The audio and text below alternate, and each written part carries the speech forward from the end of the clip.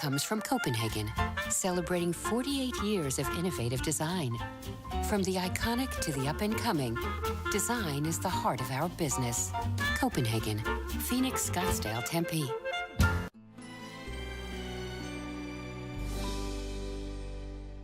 I'm Chef Mark Charbel. Join me for Check Please Arizona. This week our guests have dined all over the valley.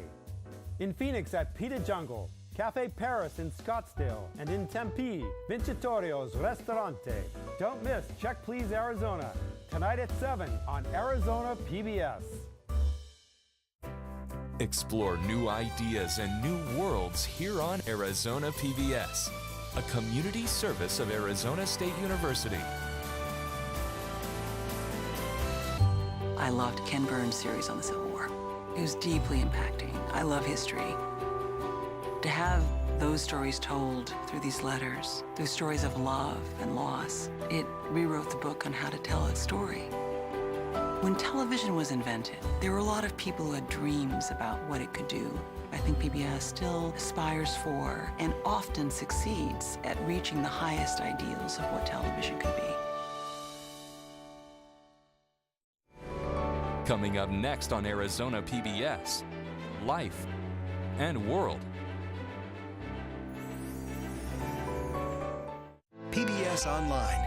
Share, tweet, watch. Coming soon to Arizona PBS.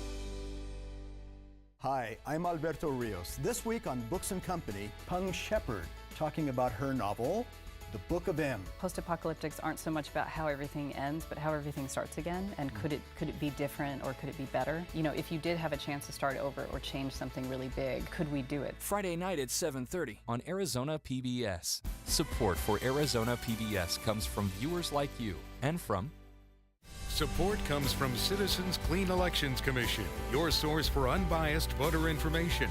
Watch an upcoming debate and vote informed this election. Visit azcleanelections.gov/debates for dates and ways to watch. Greg Lawson Images of the Earthly Experience have been renewing and transforming interior spaces for 50 years. Artwork designed to energize your visual space can be viewed at Greg Lawson Galleries in Sedona or online at greglawson.com.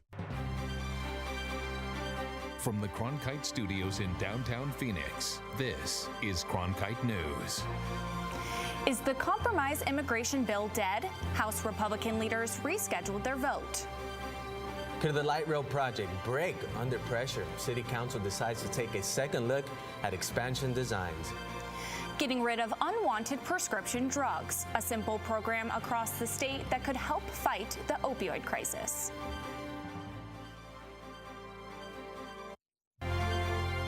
Cronkite News starts now. Good evening and welcome to Cronkite News on Arizona PBS. I'm Felipe Corral Jr. And I'm Allison Snell. Thank you for joining us. After months of negotiations, House Republican leaders thought they had a path this week towards passing immigration reform. But that deal started to unravel today as conservatives in the House bucked their own leadership and joined Democrats to kill one GOP-backed measure. Cronkite News reporter Pat Pobletti in our Washington bureau has been on Capitol Hill today following this developing story. Even before the first vote, House Speaker Paul Ryan did not sound very optimistic about the chances of either Republican-backed bill passing.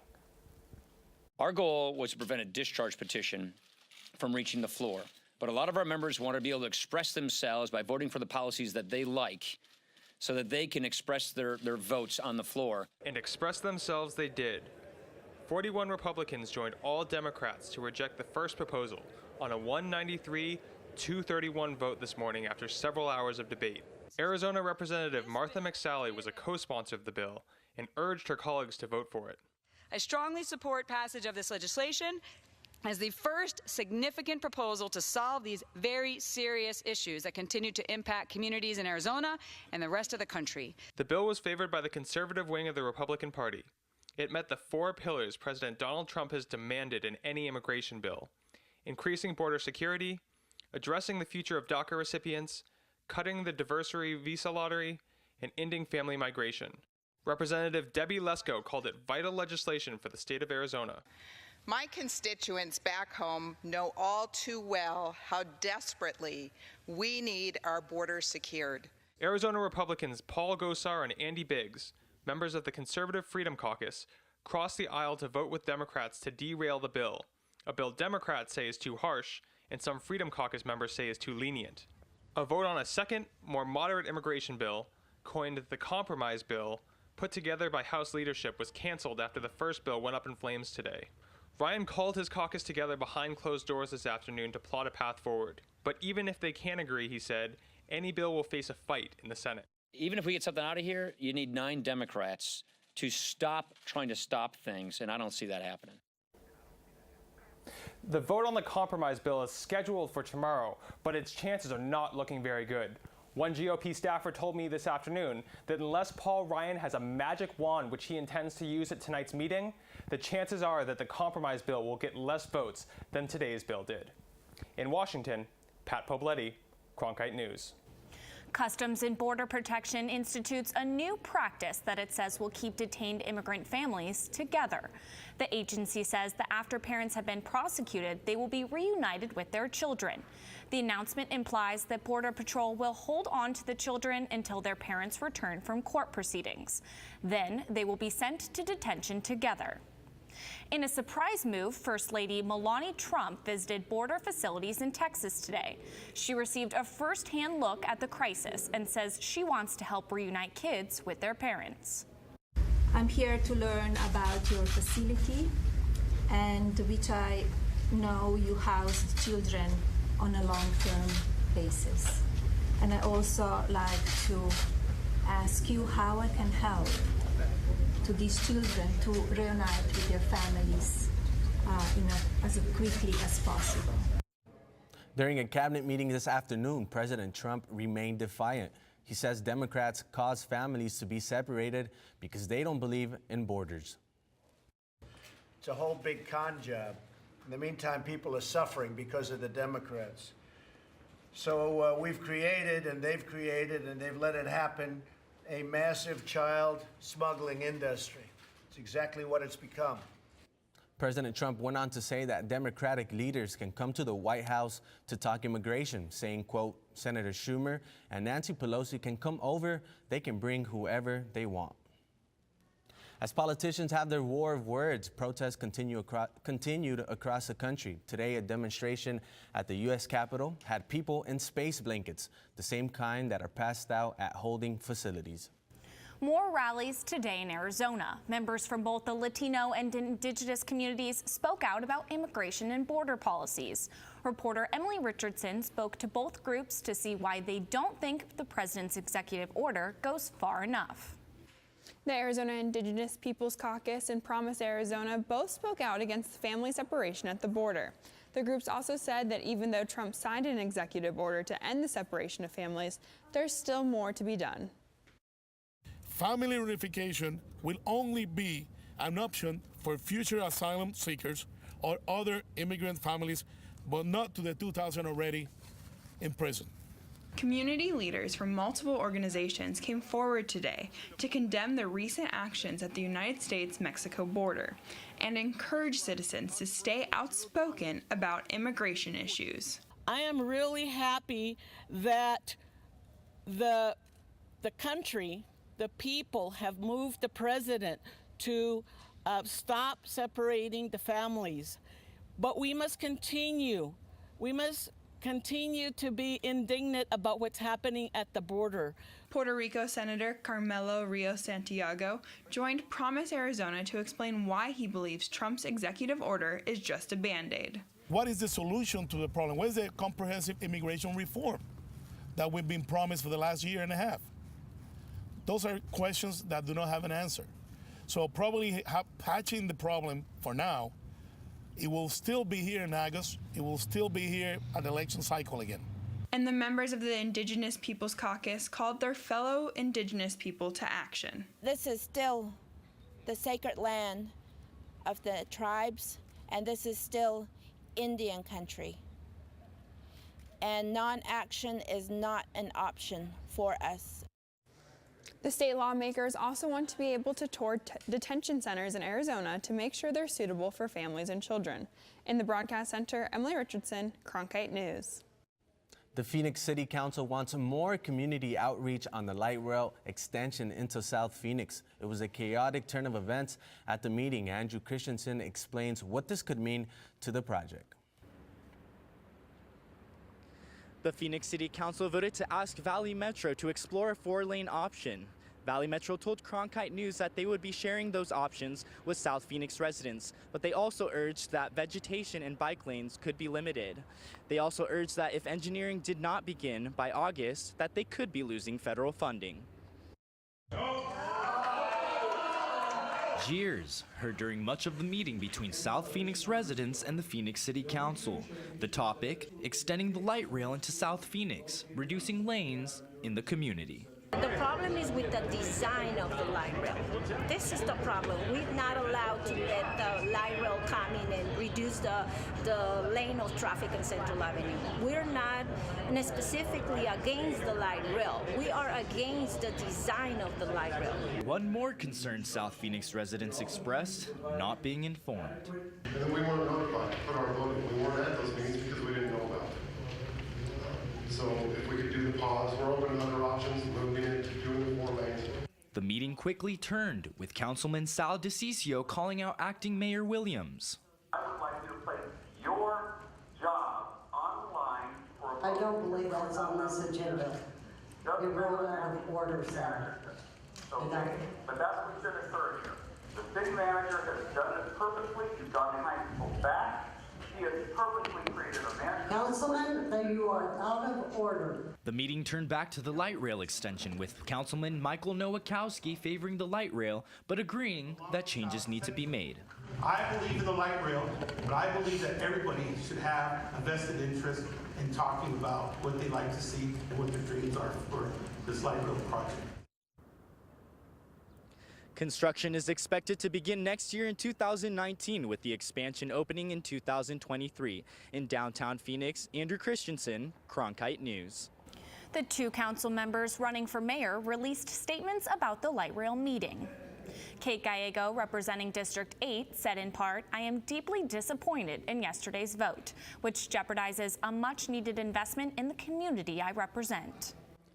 Daniel Valenzuela, representing District 5, says there is a potential the city risks losing hundreds of millions of dollars in federal money. However, I feel confident that staff and Valley Metro will make an honest attempt to listen to residents to try and resolve their concerns while keeping the project on track to meet important deadlines.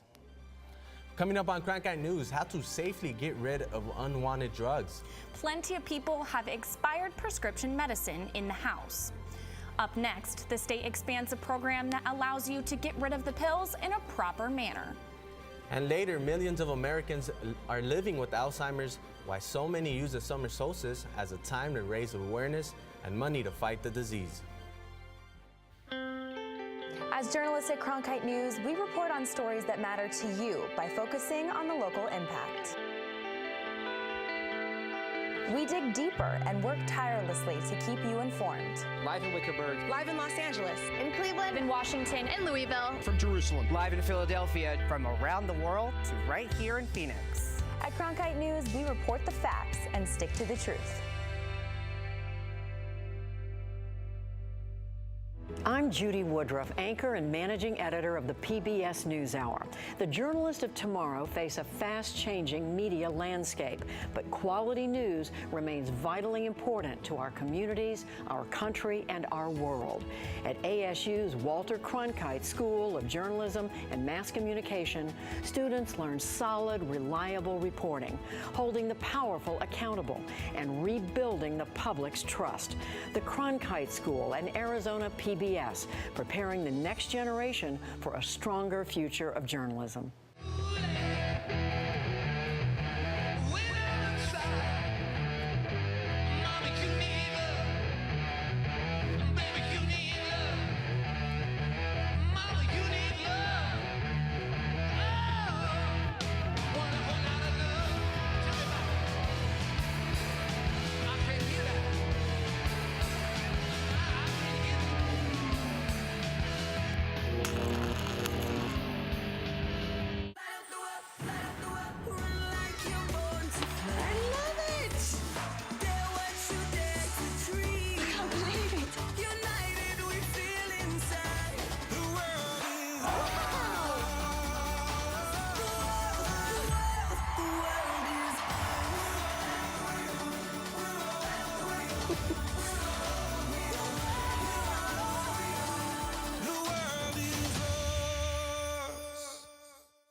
Opioid addiction is a major concern everywhere. CVS pharmacies here in Arizona are expanding its safe medicine disposal program. It allows customers to discard pills they no longer need. Cronkite News reporter Kevin Fleshman spoke with local law enforcement on how this program can help fight a deadly epidemic. Opioids are blamed for nearly 1,400 deaths here in Arizona over the past year, according to the Department of Health Services. Now, CVS Pharmacy is expanding its safe medication program that will allow customers to safely discard of any expired or unused prescriptions they no longer use. Attorney General Mark Brenovich said they know opioid addiction impacts many families. We know the opioid crisis here in Arizona is tearing families apart. We've seen recent statistics that show that 3 Arizonans die every single day as a result of opioid overdoses. CVS is expanding a safe medication disposal program to 13 other Valley locations. Customers may drop off their unused prescriptions to boxes like these. The Phoenix Police Department says getting rid of unused medication can help stop the cycle of addiction. The Phoenix Police Department has always been and continues to be in a position where we do whatever we can to stop drug abuse. But also we often fail to realize drug misuse, and that's where much of this starts. When someone takes one pill, one Oxycontin, one oxycodone, many times not prescribed to them, they don't realize the path that they're going down. A path that can lead to opioid addiction, heroin addiction, and even overdose. Drug addiction, drug abuse, drug misuse is a community problem. Together we can make a difference. In Phoenix, Kevin Fleischman, Cronkite News. In addition to the added kiosks, CVS is also awarding 2 grants. It is giving $25,000 to ICANN to support the Chandler Youth Service Organization's substance abuse program. El Rio Health in Tucson will receive $85,000 to provide education in managing chronic pain. You can do just about anything in Arizona, including going to school for horse racing. Coming up, a program that has been at odds on favorite for decades. It's innovative, successful, and one of a kind. That's the trifecta for a different kind of college degree. It is currently 109 here in Phoenix, but temperatures are on the rise, so stay tuned for your full 7-day weather forecast. This is my last broadcast as the anchor man of the CBS Evening News, and that's the way it is. Carrying on the baton of those who came before us, our superb team of journalists, writers, reporters, editors, producers work each and every week to tell the stories critical to you. For Arizona news that matters, tune into Cronkite News weeknights at 5 on Arizona PBS. I'm Matt Berry, ESPN Sports Center anchor and graduate of ASU's Walter Cronkite School of Journalism and Mass Communication. With its bachelor's and master's degrees in sports journalism, the Cronkite School is preparing the next generation of sports journalists to tell stories that matter, stories that excite, inspire, and inform. Cronkite immerses students in covering sports at all levels in one of the country's top sports markets. It's this hands-on experience under the guidance of award-winning sports media veterans that shape the top journalists of tomorrow.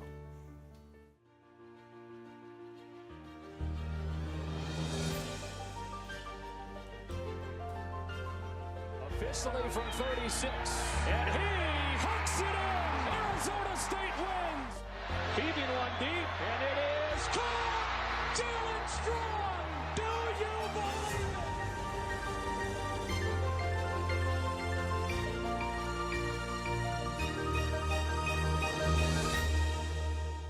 it? Millions of people die every year from drinking dirty water.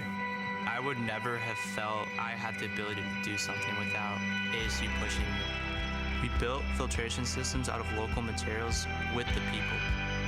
To see those kids drink clean water for the first time, it's the most rewarding feeling that you can ever have. I went to ASU because I wanted to change the world. The thing I never would have expected is how the world would have changed me. The longest day of the year is here. Today is the summer solstice, and it marks the first official day of summer. The summer solstice takes place when the sun is at the highest and northernmost point in the sky. In Phoenix, the daylight lasts for about 14 hours and 22 minutes. With it being the summer solstice, the Alzheimer's Association wants everyone to get involved in their event, The Longest Day Ever. Reporter Jordan Daphnis explains what the event is and why it's important. The Longest Day event is a fundraiser that takes place on the longest day of the year. Participants pick an event and invite friends and family to join and donate. Kathy and Jean have been together for more than 20 years. At age 55, Jean was diagnosed with Alzheimer's disease. It was probably 2 to 3 years that we started noticing issues with memory and forgetting things and misplacing things. First it was her shoes, then it was her keys. The two had a lot of plans for their future. Alzheimer's was not one of them. Jean was actually looking forward to retiring and finding out something new, what she wanted to do and whether she loved to cook, and we considered doing food trucks and traveling and just had all these dreams of what was the next chapter, never knowing that this would be our next chapter. But this next chapter is by no means a sad one. We have so much joy in our life and happiness and laughter, and we were determined that this isn't going to steal it from us. Kathy says Jean not only has joy, but also strength. She's a warrior. Yeah. And Alzheimer's just messed with the wrong person. The two are participating in the Longest Day Ever event for the second time. Last year they played board games. This year, we're going to do a movie night. That's what we're doing this year. The Alzheimer's Association created this event to honor the long day that Alzheimer's patients and their caregivers have every day. So this is the one day of the year that we can actually do something for them to honor their strength, their endurance, and the love that they have for those individuals. Arizona has the second fastest diagnostic growth rate for Alzheimer's in the country. On the digital desk, Jordan Daphnis, Cronkite News. Phoenix needs bottled water. Posted on the city's website is an immediate need to donate water for heat relief. The city has already handed out nearly 200,000 bottles of water since the We're Cool Heat Relief Network kicked off in May. Mayor Thelda Williams says there is an immediate need of bottled water at all of the city's 44 hydration and cooling locations. It is the first official day of summer, and it's hot out there. The valley is under an excessive heat warning until tomorrow night. Hannah DeRuiter has your weather forecast. Thanks, Felipe. Now, although it may not seem like it, today was the official start of summer, so happy first day of summer, everyone. It's currently 109 and sunny here in Phoenix. Now, taking a look at the temperatures across the valley. In Scottsdale and in Chandler, they're at 106, Glendale 109, and in Goodyear 108. Now, as temperatures are rising, that is cause for an excessive heat warning to be issued. It is effective now until tomorrow night at 9 p.m. Now, as you can see, it is going to affect mainly the southern and the northwestern region of our state. Taking a look at the highs for today, in Phoenix, we are at our high right now at 109. Over in Quartzsite, their high was 110. Up in the Grand Canyon, 94. And in Tucson, 105 was their high. Now, temperatures are not going to let up because tomorrow we are going to see a high of 111, and the triple digits do continue throughout the week and on to next weekend, or on next week, I'm sorry. On Tuesday and Wednesday, we're hitting a high of 109, and on Thursday, 108. Be sure to stay cool and stay hydrated because the heat is getting stronger. For Cronkite Weather, I'm Hannah DeRuiter. We are hitting the home stretch of the newscast. And you don't want to miss the finish. Up next, how the future of horse racing is being built at an Arizona college campus. I like working for Cronkite News because it gives us the opportunity to find a different angle on the same stories that every other news outlet is covering across Arizona. As students, we have the opportunity to cover issues all across the state of Arizona. It gives me a good chance to sharpen my skills, improve my skills, learn the techniques in a newsroom and in the programs and teamwork and technology, getting me prepared for the real world. And at the same time, I think we do a great job, make some great stories, do great journalism for the city of Phoenix and the state of Arizona. I'm Ted Simons, host and managing editor of Arizona Horizon. Join us each weekday at 5:30 and 10 as we bring you the top newsmakers who impact the state. We cover the stories in depth that shape and affect our local communities, and we take the time to ensure that all voices are equally heard. For more than 30 years, Arizona Horizon has been your voice and your source for what matters most, right here on Arizona PBS. If you're looking for one show that tells you what happened that day in the world of business, it's NBR. We saw a classic shipwreck. Nordstrom's opening stores. Triple-digit gains. Crude climbs. We're there to help our audience find new investment ideas. The market still has room to go up. Nightly Business Report is the longest-running business television program in history. Weeknights at 10:30 on Arizona PBS.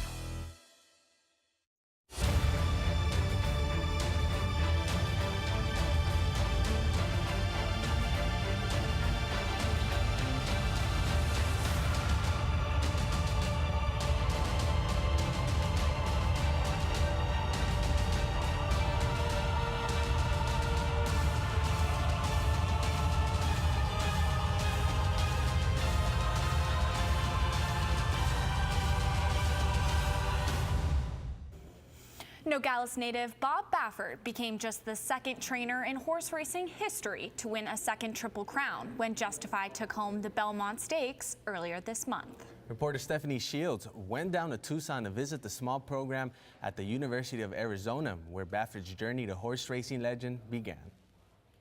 Bob Baffert graduated from the racetrack industry program at the University of Arizona in 1977. His alumni status inspires a new generation to earn an education in the business of the sport. Zach Taylor and Abel Zander grew up loving horse racing and the business behind it. This passion inspired them to pursue an education in horse racing at the University of Arizona's racetrack industry program. Once I found out that Baffert and Pletcher were alums, it kind of made the program a lot more legitimate.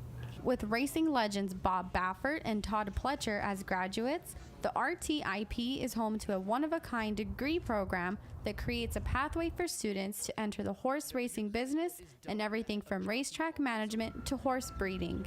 You can just walk up to a wall of doors that are open for you when you come in here and just pick which one to go through. Horse racing has been in steady decline across the country. According to data from IBIS World, revenue at horse tracks is down more than 20% since 2008.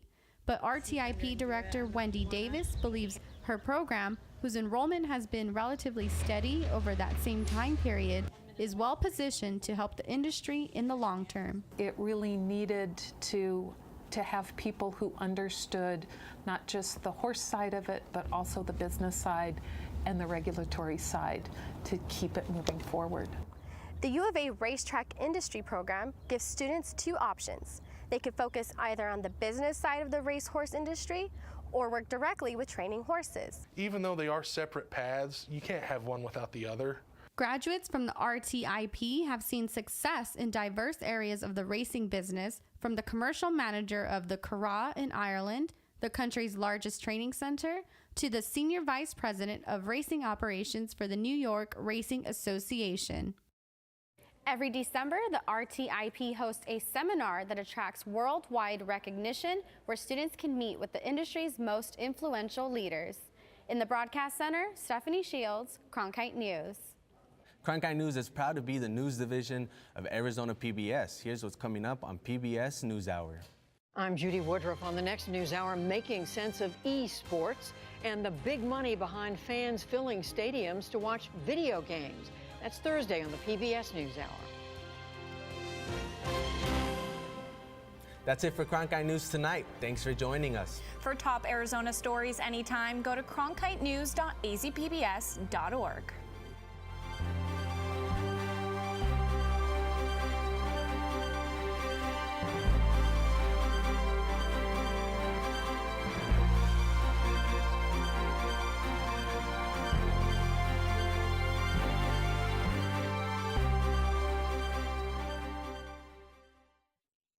Support for Arizona PBS comes from viewers like you and from Deanne Griebel, now with Moores & Cabot Investments, serving investors since 1890, proudly supports quality programming on 8 Arizona PBS, 480-725-9602.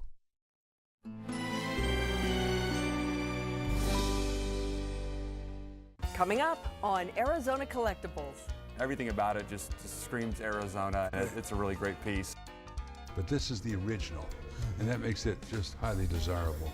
It's a marvelous item. Tonight at 7:30 on Arizona PBS. Explore new ideas and new worlds here on Arizona PBS, a community service of Arizona State University.